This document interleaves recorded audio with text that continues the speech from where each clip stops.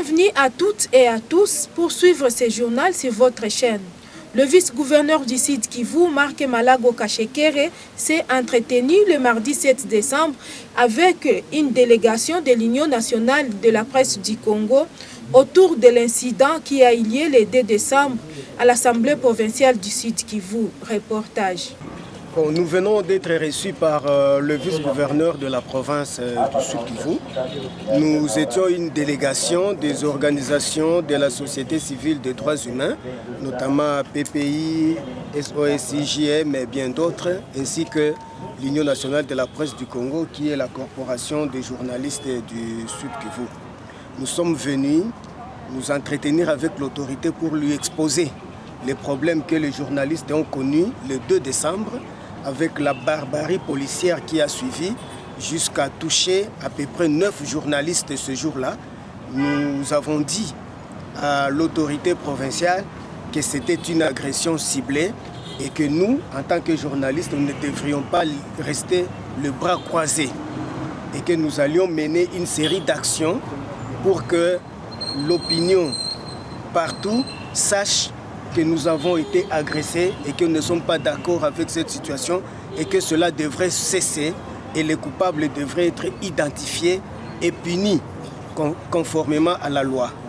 La question était maintenant de dire à l'autorité provinciale si elle était prête pour nous accompagner dans les actions que nous allons mener pour exprimer notre ras-le-bol.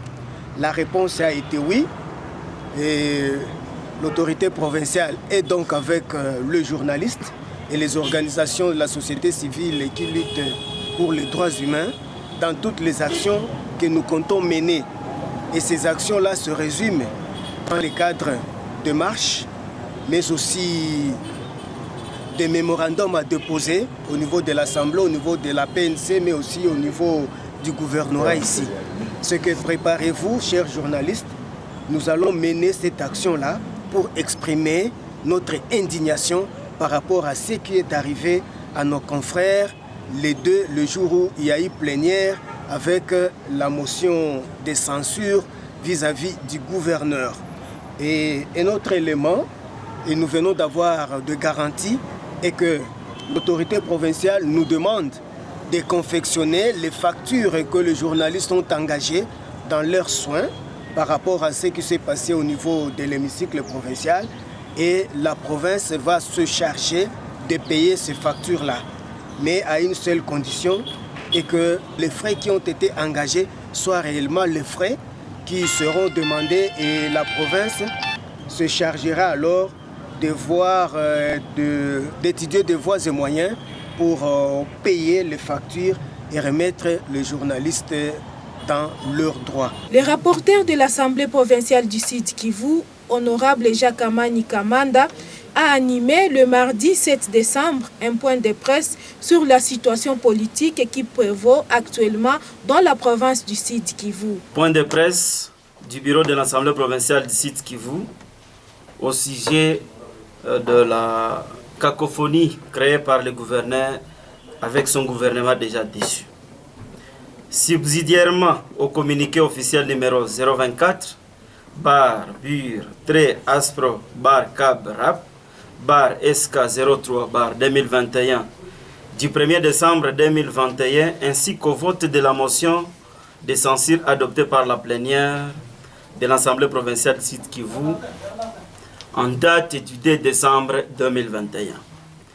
Le bureau définitif de l'Assemblée provinciale du Sud Kivu porte à la connaissance des honorables députés provinciaux, des autorités politico-administratives et du public, qu'une invitation du juge de référé suspension de la Cour d'appel du Sud Kivu a été déposée ce lundi 6 décembre 2021 à 13h15, invitant le président du bureau à se présenter à la Cour ce même lundi à 14h, et c'est à la suite d'une requête en référé suspension initiée par le gouverneur déchu, M. Teongwa Bidjekasi, contre la lettre numéro 294, bar BUR, aspro, bar SK, bar 01, bar 2021, du 3 décembre 2021, par laquelle l'honorable président du bureau définitif de l'Assemblée provinciale du Sud Kivu notifiait la destitution du gouvernement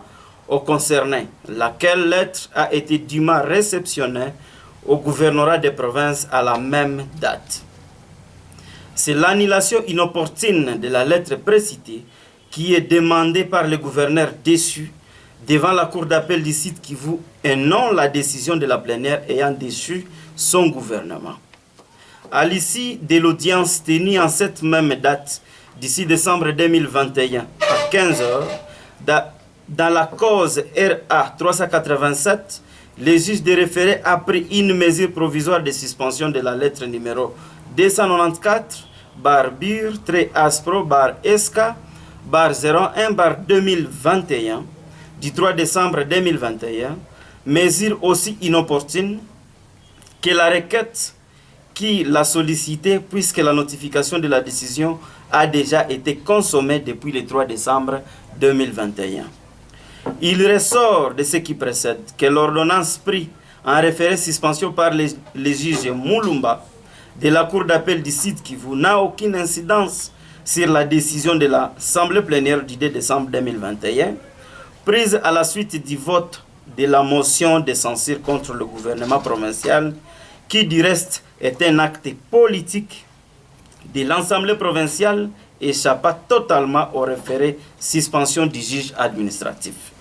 Il va donc sans dire que la démission du gouvernement provincial du Sud Kivu est devenue définitive depuis le 3 décembre 2021, soit 24 heures après le vote. À cet effet, conformément au prescrit de l'article 42 de la loi numéro 08/012 du 31 juillet 2008 portant principes fondamentaux relatifs à la libre administration de province, tel que modifié par la loi numéro 13/008 du 22 janvier 2013, qui dispose, je cite, « Lorsque l'Assemblée provinciale adopte une motion de censure, le gouvernement provincial est réputé démissionnaire.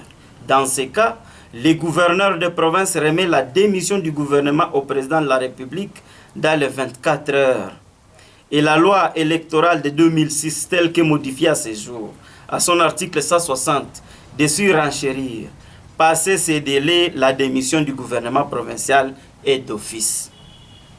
Le gouvernement provincial, sous la direction du vice-gouverneur, expédie les affaires courantes. C'est une précision qu'il faut donc donner parce que il y a une cacophonie créée par les gouverneurs déjà déçus entre le gouverneur AI qui fait d'office la gestion de la province avec le ministre provincial de l'Intérieur. Donc il est donc l'occasion pour l'Assemblée de mettre fin à cette cacophonie. Il n'y a qu'un seul qui est légalement et de par la loi reconnu comme vice-gouverneur ad interim, et c'est le vice-gouverneur. En conclusion, nous tenons à informer l'opinion tant provinciale que nationale que la notification n'est qu'une simple formalité d'usage et dont la suspension n'altère en rien les effets de la motion de censure votée par la plénière en date du 2 décembre 2021.